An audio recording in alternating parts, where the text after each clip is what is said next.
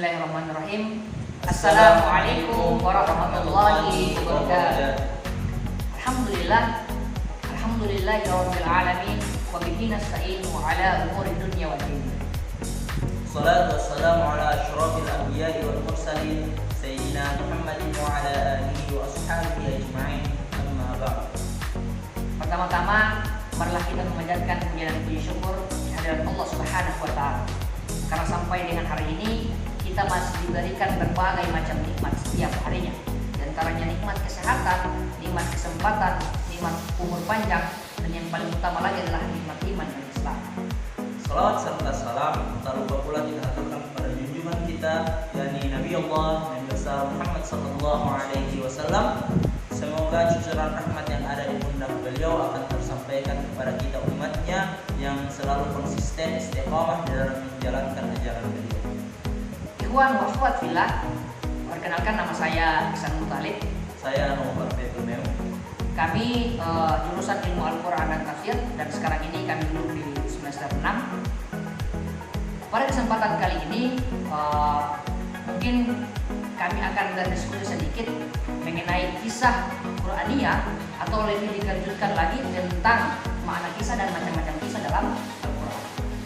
Mungkin ada beberapa hal yang perlu kami bahas tentang kisah Qur'aniyah ini.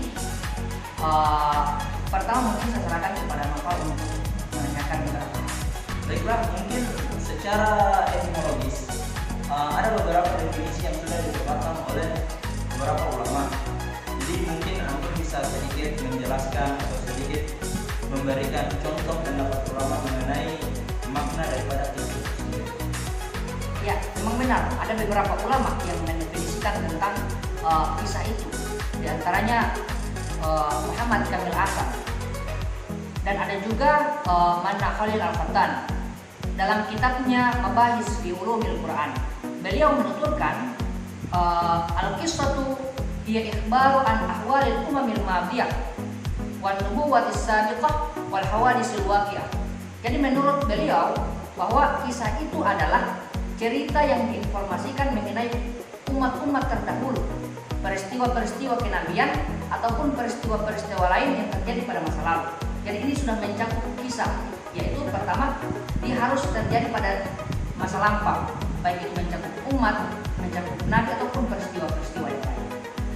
Nah, kalau untuk saudara Novel, dalam makna kisah secara bahasa itu qassa yaqusu qissatan, yang berarti menceritakan ataupun mengikuti jejak. Nah, di mana kemudian ada teman-teman yang bertanya kenapa bisa disebut sebagai mengikuti jejak. Mungkin bisa dijelaskan. Mungkin dalam pengertian daripada definisi daripada qassa yaqusu di sini, yaitu menceritakan ataupun mengikuti jejak. Ini yang dimaksudkan adalah ketika kita menceritakan sesuatu ataupun kita mendengarkan suatu cerita, itu kita seolah mengikuti alur dan jejak daripada cerita yang diceritakan tersebut.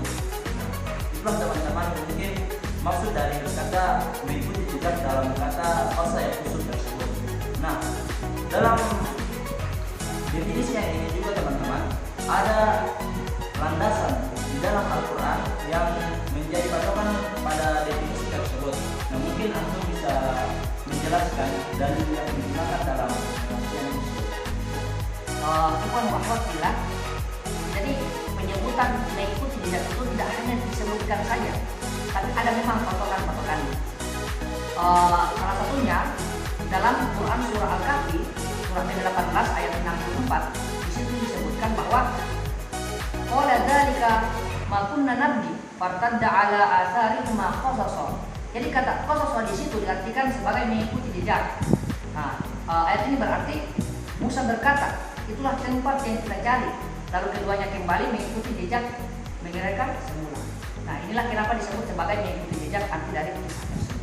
Nah, mungkin setelah dari pembahasan itu, saudara, mungkin teman-teman sesuai dengan apa yang menjadi pembahasan kita pada video kali ini tentang makna kisah dan juga macam-macam kisah di dalam Al-Quran. Nah, mengenai macam-macam kisah ini, mungkin antum bisa memberikan pengklasifikasian mengenai kisah itu sendiri, khususnya yang ada di dalam Al-Quran. Pengklasifikasian tentang macam-macam kisah ini terbagi menjadi dua. Jadi pembagian yang pertama, pembagian secara umum. Ternyata kisah itu jika dibagi secara umum hanya dua. Yang pertama, kisah tarihi atau kisah sejarah atau historis, yakni kisah yang mengandung kebenaran material dan kebenaran faktual. Contohnya kisah para nabi atau para rasul dan umat-umat terdahulu. Nah, kisah yang kedua adalah kisah simbolis saja atau tamsili. Ini kisah yang mengandung kebenaran material, akan tetapi kisah ini kebenaran faktualnya tidak harus benar-benar terjadi. Contohnya, ketika penyebutan karakter suatu kisah, ketika menyebutkan karakter itu hanya memberikan sebuah contoh ataupun simbol saja, tidak harus benar-benar terjadi. Nah, kemudian kategori kisah yang dikhususkan dalam Al-Quran, kisah Qur'aniyah, itu terbagi menjadi tiga. Yang pertama, kisah para nabi ataupun para rasul sebelum Nabi Muhammad SAW. Seperti kisahnya Nabi Adam sampai dengan Nabi Isa alaihissalam. Kategori yang kedua adalah kisah para umat, tokoh atau pribadi selain Nabi yang terjadi pada zaman sebelum Nabi Muhammad SAW. Di sini ada beberapa kisah Ashabul Kahfi dalam Quran surah Al-Kahfi, kisah tentang Qabil dan Habil pada masa Nabi Adam alaihissalam, kisah tentang Siti Maryam dan lain sebagainya. Ini tokoh-tokoh selain Nabi sebelum Nabi Muhammad SAW. Dan yang paling terakhir, kategori yang ketiga adalah kisah pada zaman Nabi Muhammad SAW dan umatnya. Di sini ada kisah tentang Isra Mi'raj. Kemudian ada juga kisah tentang Raja Abraha dan pasukannya tentara bergajah. Ini disebutkan dalam Quran surah Al-Fil. Alam tara kaifa fa'ala rabbuka bi ashabil fil dan seterusnya. Nah, ini kisah-kisah yang terjadi pada zaman Nabi Muhammad SAW. Jadi ikhwan wa akhwat fillah, diskusi kita pada video kali ini akan berakhir. Kita akan menambahkan sedikit untuk mengakhiri video ini. Jadi apa hikmah yang terkandung dalam makna kisah dan macam-macam kisah yang sudah kita sebutkan tadi. Mungkin saudara Noval bisa menyebutkan apa hikmah yang bisa kita tarik dari kisah Quran ini. Mungkin mengenai manfaat yang bisa kita petik, yang bisa kita ambil pelajaran yang bisa kita ambil daripada kisah-kisah yang diceritakan Allah Subhanahu wa Ta'ala di dalam Al-Quran itu sendiri tentunya sangat banyak ya. Seperti yang kami menjelaskan tadi, bagaimana Allah Subhanahu wa Ta'ala menjaga Ka'bah ketika terjadi penyerangan daripada pasukan gajah, bagaimana Allah Subhanahu wa Ta'ala menceritakan kisah daripada Qarun dan harta yang ditenggelamkan oleh Allah Subhanahu wa Ta'ala, bagaimana Allah Subhanahu wa Ta'ala menceritakan para pemuda Ashabul Kahfi dan lain sebagainya. Dan masih banyak lagi manfaat yang bisa kita ambil, manfaat yang bisa kita petik daripada kisah-kisah yang Allah Subhanahu wa Ta'ala ceritakan di dalam Al-Quran. Mungkin seperti itu. Baik, ikhwan wa akhwat fillah, seperti inilah keseriusan kita ketika belajar Al-Quran di jurusan ilmu Al-Quran dan tafsir. Ada banyak manfaat sebenarnya, menambah wawasan, menambah pengetahuan tentang azalah Islamiyah, khususnya tentang ilmu Al-Quran dan tafsir, sebagaimana yang sudah kita diskusikan tadi tentang kisah Quraniyah.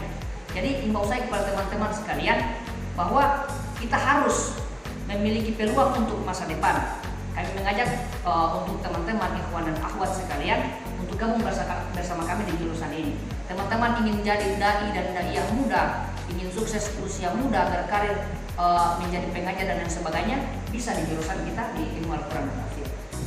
Dan juga teman-teman, melalui mata kuliah ini juga itulah bagaimana cara kami menambah pengetahuan kami, menambah pemahaman kami mengenai Al-Quran. Dan itu hanya kami pelajari di jurusan ini, jurusan ilmu Al-Quran dan tafsir. Paling terakhir dari kami, salam tafsir hadis. Garuda di dadaku, Al-Quran hadis di hatiku. Billahi taufiq wal hidayah. Wallahul musta'an. Assalamualaikum warahmatullahi wabarakatuh.